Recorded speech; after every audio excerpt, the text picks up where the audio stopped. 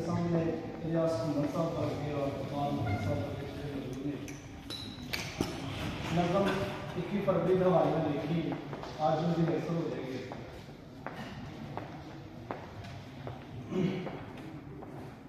इन्ना पंजाबी सेवकां ते है मान पंजाबी नूं, इन्ना पंजाबी सेवकां ते है मान पंजाबी नूं, जिन्हां ने मिथ्या अपनी जिंद ते जान पंजाबी नूं, जिन्हां ने मिथ्या अपनी जिंद ते जान पंजाबी नूं, थां थां ते जेड़े करदे ने प्रचार पंजाबी दा, गुरती दे विच मिलिया सानू प्यार पंजाबी दा, गुरती दे विच मिलिया सानू प्यार पंजाबी दा।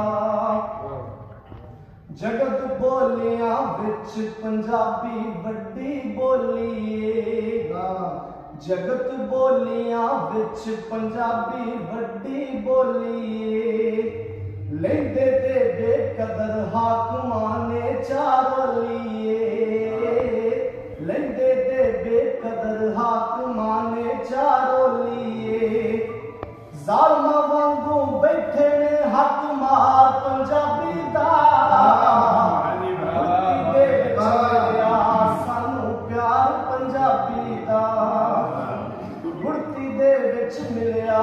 सानू प्यार पंजाबी दा। और आखिरी शेर,